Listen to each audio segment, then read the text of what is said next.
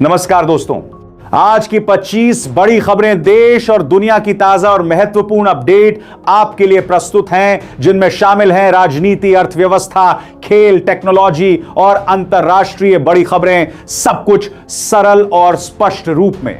एक जरूरी बात, ज्यादातर लोग वीडियो देखते हैं और बिना सब्सक्राइब किए ही चले जाते हैं। लगभग 99% लोग चैनल को सब्सक्राइब नहीं करते। अगर आप भी उन्हीं में से हैं तो एक सेकंड निकालकर अभी सब्सक्राइब जरूर करें ताकि आगे आने वाली हर बड़ी खबर आप तक सबसे पहले पहुंच सके। अब शुरू करते हैं आज की ताजा 25 बड़ी खबरें। उत्तर प्रदेश के लखीमपुर खीरी में अभी कुछ देर पहले एक भीषण सड़क हादसा हुआ है, जहां तेज रफ्तार कार अनियंत्रित होकर नाले में जा गिरी। इस दर्दनाक हादसे में एक ही परिवार के 4 सदस्यों की मौके पर ही मौत हो गई है और रेस्क्यू टीम अभी भी गाड़ी को बाहर निकालने में जुटी हुई है। दिल्ली के बाहरी रिंग रोड पर अभी एक बहुत ही भयानक सड़क दुर्घटना की खबर आई है, जहां एक बेकाबू भारी ट्रक ने 3 दोपहिया वाहनों को अपनी चपेट में ले लिया। इस हादसे में 2 लोगों की जान चली गई है और इलाके में कई किलोमीटर लंबा ट्रैफिक जाम लग गया है, जिसे पुलिस अब खुलवाने की कोशिश कर रही है। हैदराबाद के औद्योगिक इलाके में स्थित एक बड़ी केमिकल फैक्ट्री में अभी भीषण आग लगने की खबर मिली है, जिसके बाद गैस सिलेंडरों के फटने की तेज आवाज दूर तक सुनी गई। दमकल की 10 गाड़ियां मौके पर आग बुझाने और अंदर फंसे मजदूरों को सुरक्षित बाहर निकालने के लिए युद्ध स्तर पर प्रयास कर रही हैं। प्रधानमंत्री नरेंद्र मोदी ने अभी देर रात वाराणसी के बरेका गेस्ट हाउस में मुख्यमंत्री योगी आदित्यनाथ और वरिष्ठ अधिकारियों के साथ एक महत्वपूर्ण बैठक की है। माना जा रहा है कि इसमें राज्य की आगामी बड़ी विकास योजनाओं और कल होने वाले कार्यक्रमों की सुरक्षा व्यवस्था पर बहुत ही गहन मंथन किया गया है। प्रधानमंत्री नरेंद्र मोदी ने अभी कुछ देर पहले ही सोशल मीडिया पर ट्वीट कर समस्त देशवासियों को बुद्ध पूर्णिमा की पूर्व संध्या पर अपनी शुभकामनाएं दी और कहा कि भगवान बुद्ध के शांति और करुणा के विचार आज की वैश्विक अशांति के दौर में पूरी दुनिया के लिए सबसे ज्यादा प्रासंगिक और जरूरी बन चुके हैं। भारतीय सराफा बाजार के बंद होने के बाद आए ताजा आंकड़ों के अनुसार पिछले 1 घंटे में सोने के वायदा भाव में भारी गिरावट देखी गई है, जिससे यह अनुमान लगाया जा रहा है कि कल सुबह जब खुदरा बाजार खुलेगा तो सोने के दाम में बड़ी कमी देखने को मिल सकती है, जिससे खरीदारों को राहत मिलेगी। अंतरराष्ट्रीय बाजार से अभी एक बड़ी चिंताजनक खबर मिली है कि कच्चे तेल की कीमतों में अचानक उछाल आया है। यह उछाल मिडिल ईस्ट के समुद्री क्षेत्रों में पैदा हुए नए तनाव के कारण हुआ है, जिससे भारत में कल सुबह पेट्रोल और डीजल की नई कीमतों पर महंगाई का भारी दबाव साफ तौर पर देखा जा सकता है। शेयर बाजार के बंद होने के बाद अभी रात में जारी हुई एक आधिकारिक रिपोर्ट के अनुसार आज विदेशी निवेशकों ने भारतीय शेयर बाजार से रिकॉर्ड स्तर पर धन की निकासी की है। यह निकासी पिछले 6 महीनों के दौरान किसी भी एक दिन में की गई सबसे बड़ी निकासी है, जिसने बाजार के जानकारों को चौंका दिया है। उत्तर प्रदेश के बिजली विभाग ने अभी देर रात एक आपातकालीन आदेश जारी किया है, जिसके तहत कल दोपहर 1 बजे से शाम 3 बजे के बीच अत्यधिक बिजली लोड वाले शहरी क्षेत्रों में रोलिंग रोस्टर के तहत कटौती की जा सकती है। विभाग ने लोगों से अपील की है कि वे भीषण गर्मी के बीच बिजली का सीमित उपयोग करें।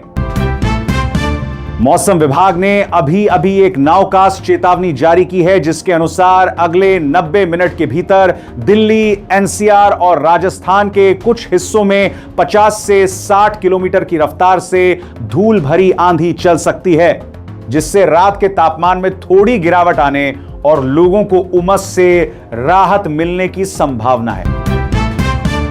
देश में चल रही भीषण लू को देखते हुए बिहार और झारखंड के कई जिलाधिकारियों ने अभी रात में सख्त आदेश जारी किए हैं कि कल से सभी तरह के निर्माण कार्य सुबह 11 बजे से शाम 4 बजे तक पूरी तरह बंद रहेंगे, ताकि गरीब श्रमिकों को लू और हीट स्ट्रोक के जानलेवा खतरे से बचाया जा सके।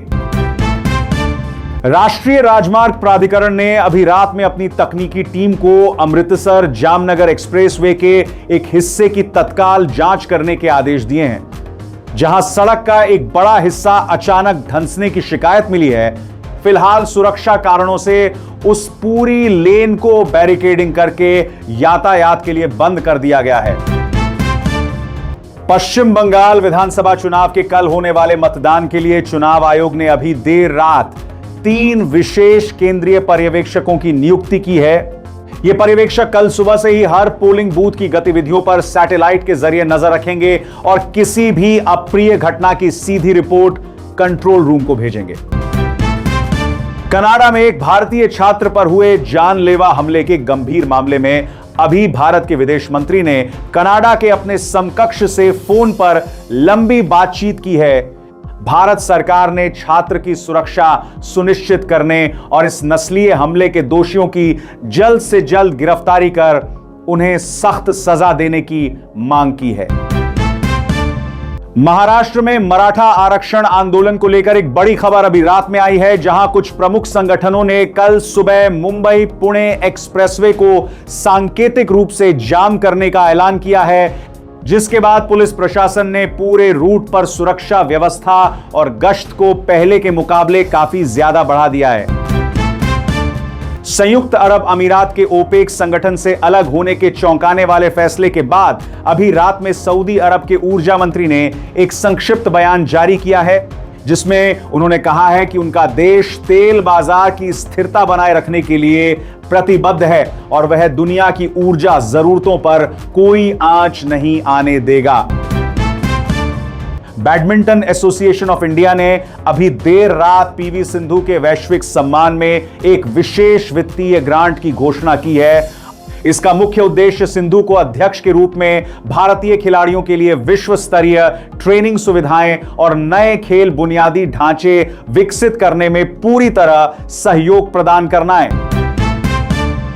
हरियाणा के नूह में सीवर हादसे में जान गंवाने वाले श्रमिकों के मामले में अभी ताजा जानकारी मिली है कि स्थानीय प्रशासन ने मृतक के परिजनों को दी जाने वाली सहायता राशि को बढ़ाकर 20 लाख करने का निर्णय लिया है, ताकि वहां चल रहे विरोध प्रदर्शन को शांत किया जा सके और शांति बहाल हो सके।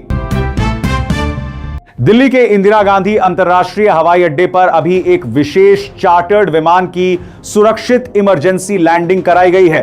बताया जा रहा है कि उड़ान भरने के तुरंत बाद विमान के लैंडिंग गियर में कुछ तकनीकी समस्या आ गई थी। हालांकि पायलट की सूझबूझ से विमान में सवार सभी यात्री और क्रू मेंबर्स सुरक्षित हैं। अफगानिस्तान में आए भीषण भूकंप के बाद मानवीय सहायता के लिए भारत की पहली विशेष राहत खेप अभी हिंडन एयरबेस से काबुल के लिए उड़ान भरने वाली है। इस खेप में बड़ी संख्या में पोर्टेबल टेंट, जीवन रक्षक दवाएं और खाने पीने के तैयार पैकेट शामिल हैं, जो प्रभावित लोगों को तुरंत राहत पहुंचाएंगे। मंगलुरु ब्लास्ट मामले में अभी एनआईए की एक उच्च स्तरीय टीम ने जेल प्रशासन के अधिकारियों से मुलाकात की है, ताकि सजा याफ्ता दोषी को अत्यंत कड़ी सुरक्षा वाली विशेष सेल में शिफ्ट करने की कानूनी प्रक्रिया को आज रात में ही पूरी तरह संपन्न किया जा रहा है। सके और सुरक्षा चूक की कोई गुंजाइश न रहे।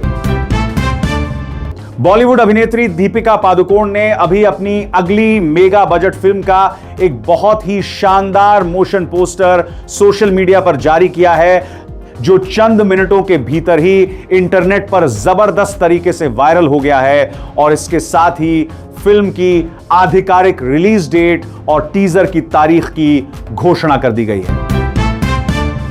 नांदेड़ में हुई दुखद दुर्घटना के मामले में अभी रात में स्थानीय पुलिस ने 2 और मुख्य सुपरवाइजरों को हिरासत में लेकर पूछताछ शुरू की है। प्रारंभिक जांच में यह पाया गया है कि वे निर्माण स्थल पर अनिवार्य सुरक्षा नियमों का पालन कराने में पूरी तरह विफल रहे थे, जिसके कारण 2 मासूम बच्चों की जान चली गई। भारतीय अंतरिक्ष अनुसंधान संगठन इसरो ने अभी रात में घोषणा की है कि कल सुबह श्रीहरिकोटा से एक नया शक्तिशाली संचार उपग्रह लॉन्च किया जाएगा, जिसकी पूरी तैयारी आज रात के अंतिम काउंटडाउन के साथ पूरी कर ली गई है।